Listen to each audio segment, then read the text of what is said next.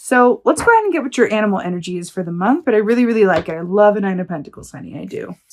I have a real soft spot for those who embody a Nine of Pentacles energy of loving their energy and also being, you know, dream-minded, as it were. So we have the rabbit here. So this is fascinating. Let's talk about this, about some medicine about to come through. So first of all, we are headed into March, which we have the spring equinox, right, on March 21st. Now, aligned with the spring equinox is that of rabbit energy, right? But let's talk about this for a moment, because this is one of those animal energies. It's this and the gazelle, really. This is, and the gazelle is Nine of Pentacles. Interesting. This is one of those energies that when it comes up, I have to talk about the light and the shadow of it, because it could really go either way. It's what it is.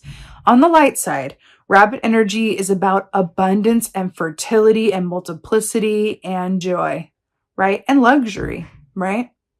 The shadow side of rabbit is being absolutely frozen in fear and thinking about the worst case scenario so much that it ends up being a self-fulfilling prophecy, right? The kind of the fable with rabbit is they're in the forest talking to their friends about how one day they're just so absolutely positively sure that the eagle's going to swoop down and eat them, that one day the eagle's flying by and it hears its chattering about how the eagle's going to eat them, alerts it to its location, is able to like feast on some rabbit, right?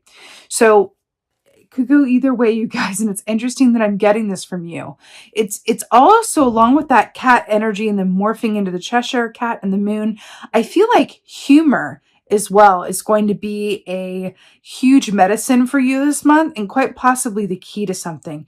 Your humor, your perspective, your unique take or view on things, right?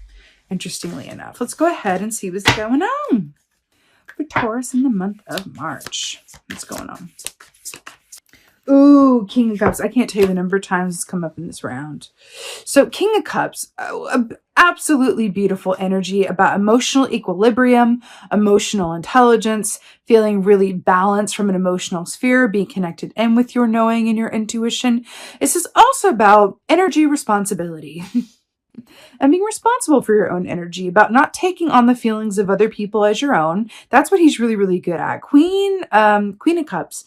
Her downfall is that she's so empathic that she often takes on other people's feelings, burdens, fears, everything as her own, which is not healthy, constructive, or helpful, right? The King of Cups, though, knows that what's his is his, and he doesn't need to take on the energy of other people in order to be there for them as a support system. I feel like there could be something in that for you, Taurus, for sure. But I do feel like with the King of Cups as well, you're very sensitive to energy this month. Highly sensitive to energy this month, for sure. For sure. Actually, yeah, it's the month after that begins your birthday season, right? Okay. What else is going on? I keep wanting to talk about April. Like, I know we're doing March, but there's something about April. Ooh, beautiful. Okay.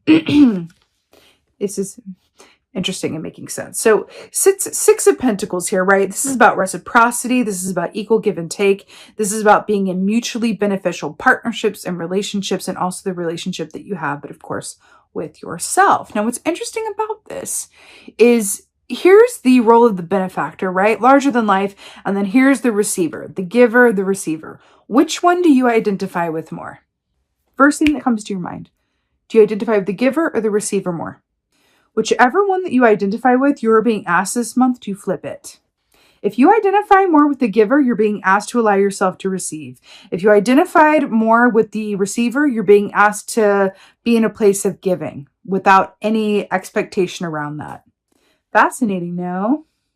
Interesting, too, because we have the King of Cups coming in, which is about, you know, keeping your feelings and emotions as your own without feeling the need to take on other people's stuff or burdens or whatever that is. So emotional equilibrium and alignment with reciprocity within your given situation, right? There's a balance that wants to happen here. I can feel it. I feel like you are being called to balance and alignment, right?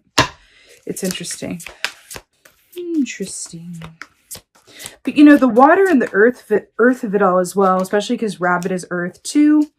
I do feel like there's something here around grounding yourself so that you can move forward towards your highest and best potential. I feel like there's been a delay around something, or something that seems to be taking its time getting to you in some way, or maybe your priorities have shifted. But I feel like it's an inkling of an invitation to go like, hey, rabbit energy, could it be that your abundance is on the other side of your fear? Something to think about. So now we have the Page of Cups. Beautiful. You know, this is very much about enjoying the present moment that you're in and really approaching life with the sweetness of a child, right? Everything is a wonder. Everything has the potential for infinite possibilities. Now, what I'm really, really drawn to here and why this is so fun, look, we have the King here, which is the fully realized version of the cups, of the courts, right? Court keys of the cup suit, right? And then we have this give and take. You're being asked to switch positions, right? And then go into the first position. This is last position, first position. In the middle, we flip our scripts. I feel like you're being asked to align yourself and either allow yourself to be guided or taken care of, or flip it and step into a position of caring for others or guiding others. You're being asked to switch roles this month. And I feel like that's lining up too with the rabbit energy, either being shadow or light, right? Interesting. King of Cups.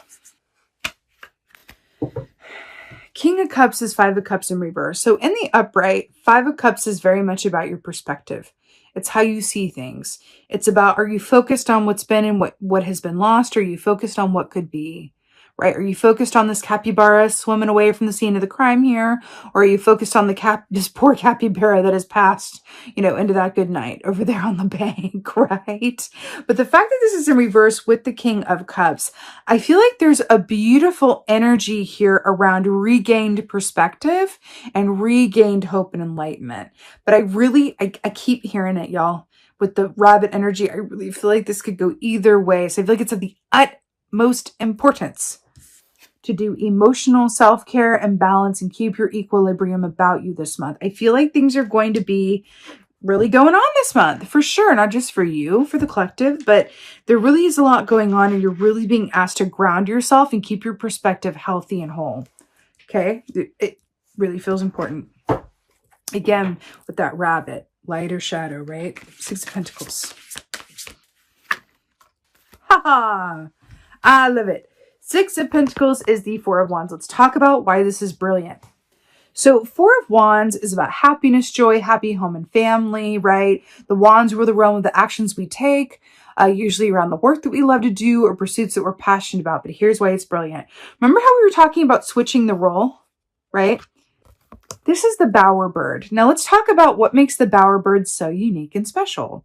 So this is the male bowerbird, and what makes him unique and special is that he, out of all the bird species, he actually builds the nest. See the little engagement ring here? He builds the nest and then has the nest be its mating ritual to attract the female. So he builds this really nice crib, and then he waits for the ladies to notice how amazing that crib is. And he's like, hey, do you want to go see the house that I've already built for you even before I knew you? Because that's my level of commitment and foresight. Do you see how that could be a reversal of roles when we think about the sort of the, quote, traditional, outdated role of the woman within the household? It's her who makes the home, right? The homemaker, the female, right?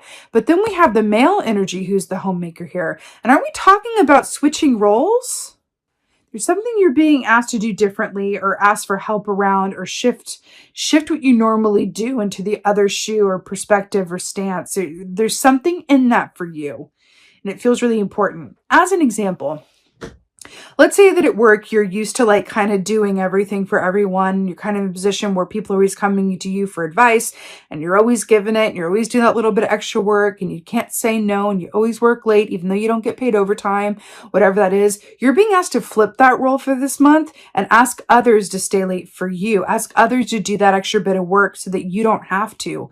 There's something in making that change and choice that is going to shake up your vibration and align you to one of self-worth so you can manifest what you actually deserve.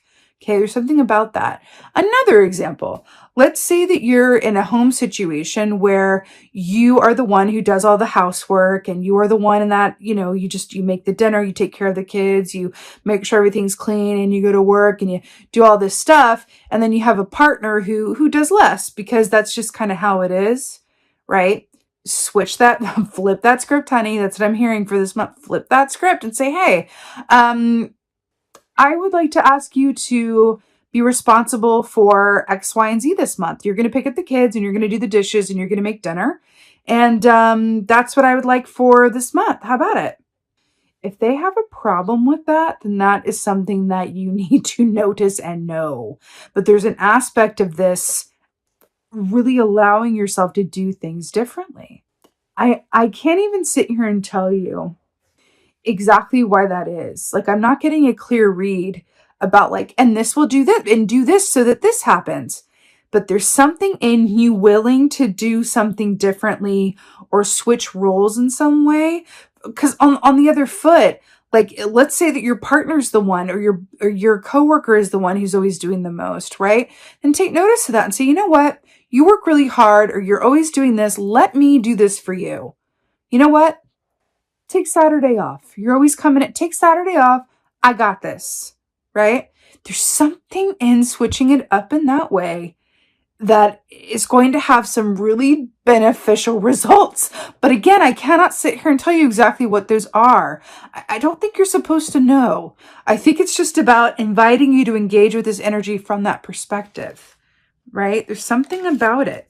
It frees up, it clears the path for something. Page of Cups. Six of Swords. This is my favorite sword suit. Transition to calmer waters. Taking a chance and trusting wherever you're going to land is in your highest and best place. I do feel like inner peace, right? I do feel like with this, y'all, there's a very distinct energy around, are you willing to take a risk on yourself and what you really desire and dream of? Because there's an aspect coming forward of this Nine of Pentacles coming back around here, right? Because it feels like there wants to be an emphasis on you, what you desire, and what you're all about. Can you connect back in from a Page of Cups perspective about what really matters to you and what you really love to do? And can you take a chance on yourself and be the sugar glider and just really go for it from a place of abundance mindset and not fear? Because these are counter energies. Let's look at these. These are counter energies, right? This sugar glider is jumping, trusting that it's going to land on the hilt of the sword and not on the blade, right? Rabbit energy, right? On one side, this rabbit's going, yeah, I'm going to land on the hilts too. Or maybe I'll just land in the water and that'll be all right. Or I'll hang onto the tree or whatever, man, but I'm going to go for it. The other half of it's like, I'm going to hit that sword. Oh, I'm going to hit that sword. Oh, that one's going to cut me in half. Right? So it's really about being mindful of how your thoughts are things and how they can really absolutely dictate your reality. But there's something here that you're being called to do differently or see differently. And it's about this aspect of you that really wants to be more fully pronounced or realized in some way. Maybe for some of you, this is about an idea that you have. Maybe it's a work context, maybe it's personal, maybe it's a passion pursuit, whatever it is. Maybe there's an idea that you haven't completely brought to the forefront out of fear or out of busyness or whatever reason, and you're being asked to take a chance and take a risk, right? Page of Cups it, right? And look at it from that childlike perspective of the only thing that could go wrong would be me not taking a chance. Remember, we regret the things that we don't do a lot more than the things that we do. You know what I mean? And I feel like that's coming forward here for you. You're being asked to really step into your own independence, into your own power, and trust that you are able to manifest what you desire on the other side of any fear or self-perceived limitations. Now, the rabbit also coincides with a Nine of Swords energy from the Tarot, which speaks of, yes, nightmares and anxieties and things keeping you up, but it also speaks of dreamtime messages. So you could definitely be getting some very interesting, helpful, illuminating messages to you in your dream time. Always a good idea to keep a dream journal by your bed whenever we have like a Nine of Swords come up. If you can't remember the details of your dream when you wake up, I find this to be enormously helpful. I took a dream work workshop recently, and this is what I took away that was really amazing, was that even if you can't remember the details, just connecting to the feeling of the dream when you wake up. So if you wake up, you're trying to remember it, but you can't, it's like, it's a detail. It's gone. It's gone. It's gone. Well, don't worry about the details. How I feel. I feel hopeful. Oh, I feel hopeful. Yeah, I feel really hopeful. That dream felt like a message around, I'm hope. Oh yeah, that's what happened, right? So connect into the dream memory recall from a place of feeling and then write it down from there or meditate on it from there. But it feels very important. You have the potential to manifest some beautiful things on the other side of your fear. Okay. And I do feel like it's related to like a 9 of Pentacles enterprise situation, right? It's really beautiful. You absolutely got this, Taurus. Let's go ahead and get an oracle for y'all, shall we? I'm feeling like the Colette Baron read. Yes, let's do this. Oracle for Taurus. Y'all. The Desert Prince. Survival, false promises. I gotta tell you that this is directly lining up for me of both the reciprocity aspect of willing to change it up and do something differently or trust that someone else can handle what you handle. And the Rabbit with the light and the shadow and the fear. Survival, false promises. I want to also point out this like lion aspect here, this lioness aspect, right? The Desert Prince has this perspective of, I may not make it. I really got to do what I got to do to get by and survive. But I don't have the time or the energy to dream big because I'm just trying to make it through. If that is the energy, that we can all be in that energy from time to time. Life is really intense. But if you find yourself in that energy, alert yourself to the reality that you can ask for help and you don't have to be. You can ask for help. You can ask for assistance. You can choose to go about doing things differently, right? So that you can switch up your reality and your experience, right?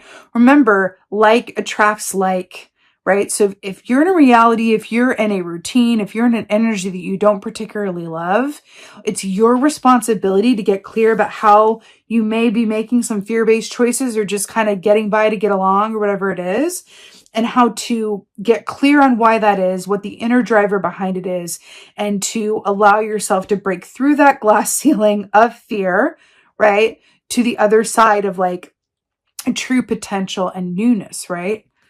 Are you seeing the water or are you seeing like the dry desert, right? He's like, I'm trying to survive. There's all this body of water like behind him if he just turned around and like asked for a goblet. Or, just used his hands, whatever. This has a lot to do with your perspective and how you see things this month. You got 5 of Cups, right? Yeah. This has a lot to do with your perspective and how you see things this month. You have the potential to manifest some really beautiful things that feel akin to a 9 of Pentacles energy. But you're being asked to realign your perspective and ask for help and allow yourself to be helped, or flip it. Help others. Give of yourself to others if others are pulling extra weight, and that is going to align you to something that is really beautiful as well, that you wouldn't if you just kept doing things in the way that you're doing it within the status quo or getting by to get by, right? But again, Desert Prince doesn't see the water. Align your perspective from a place of health and abundance and gratitude. Gratitude is the key. It's always the key. Remember what I always say, Queen of Pentacles for life. The more we are grateful for what we already have, the more we manifest to be grateful for.